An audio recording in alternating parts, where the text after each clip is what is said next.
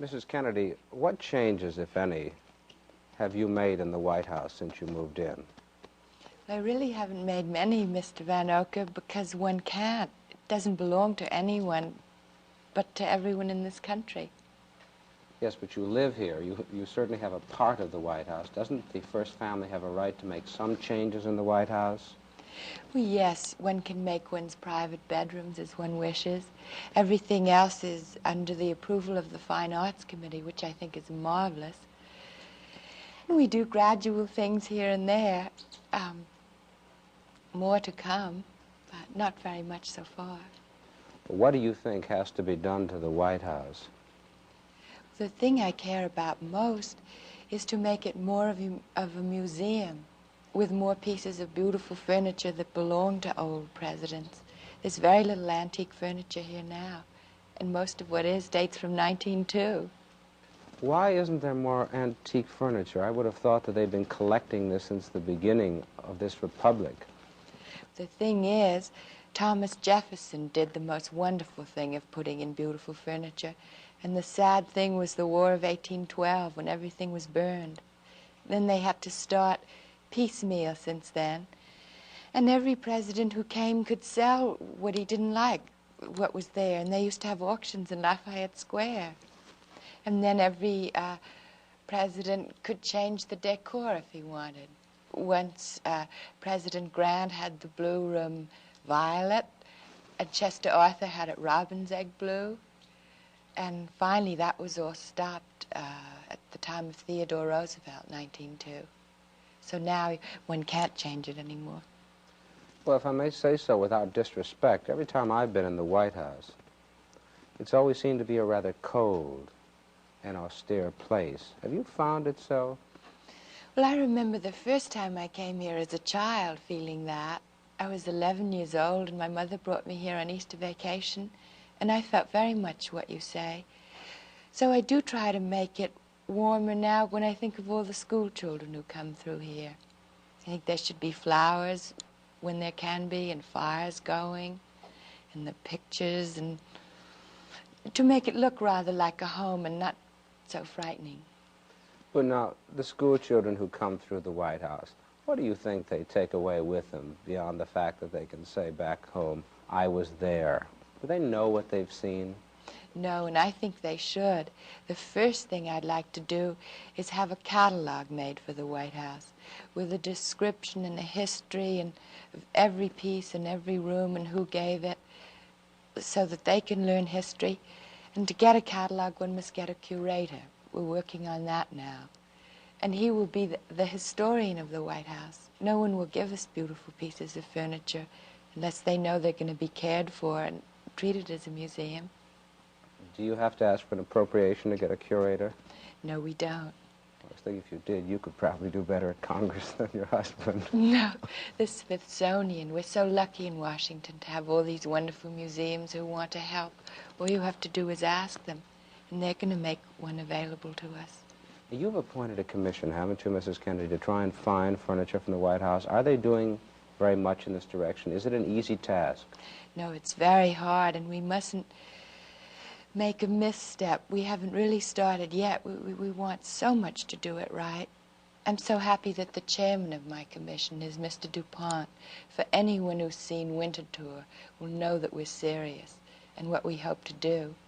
We don't really want to restrict it to any special period, because this house can't be a rigid museum. It's part of everyone everyone who's lived in it is a part of it. So we just want to get the best things from all those times. What kind of a house is the White House? What period does it fall into?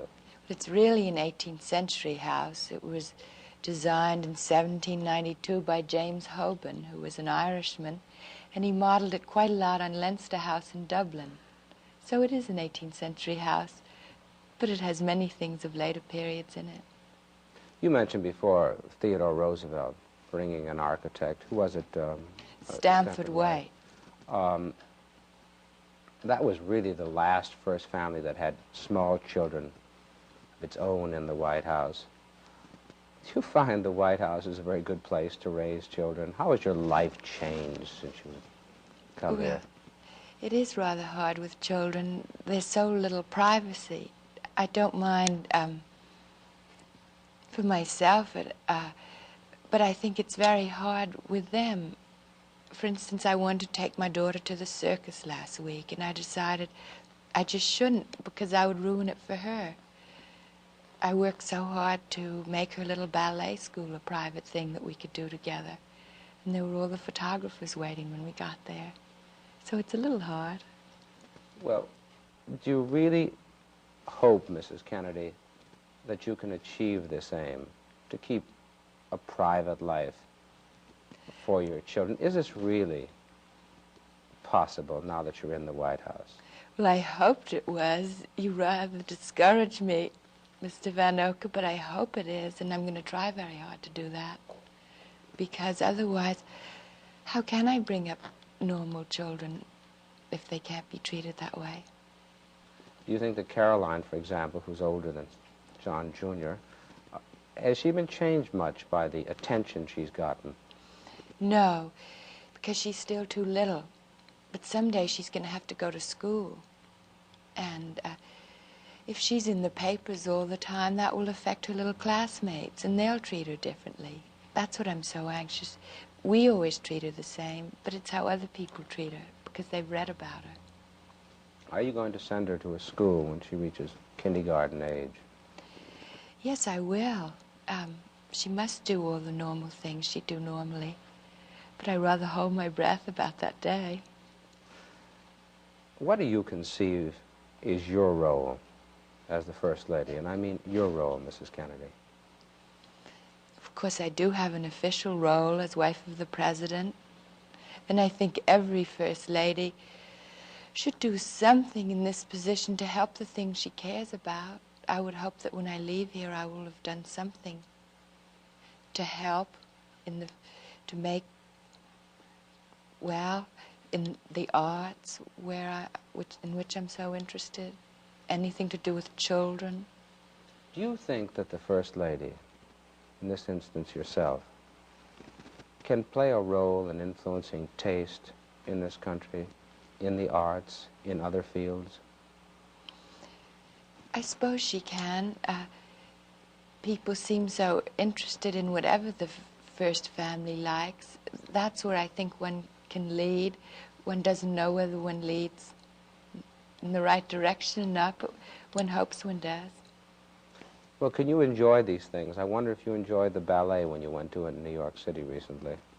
Yes, once the lights went down, I enjoyed it enormously. But not before. It was rather exciting. But on this question of the official hostess, a couple of weeks ago, the President entertained an important head of state from Africa, Prime Minister Nkrumah. Did you know before that the President was going to bring him over, or was he, just like many husbands, prone to just drop in and say, I have a guest for tea? Well, he promised me that I could meet him, the President Nkrumah. But the day went by and he never seemed to appear, so my daughter and I were on our way to his office when my husband, President Nkrumah, came rushing back to a rather messy room where I'd been unpacking books.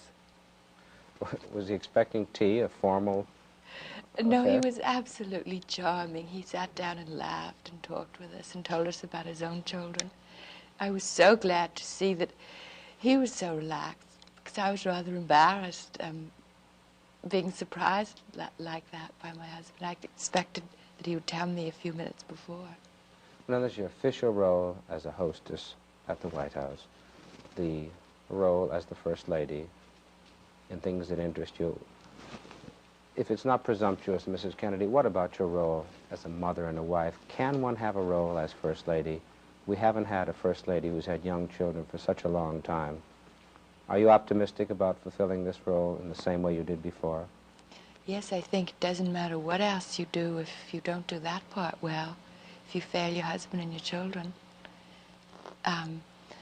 That really is the role which means the most to me, though obviously I have a deep sense of obligation for the others, but that's the one that comes first. And has it been more difficult, though, honestly, to fulfill this role? since we've been in the White House? Yes, ma'am. No, my husband loves a challenge, and I do too.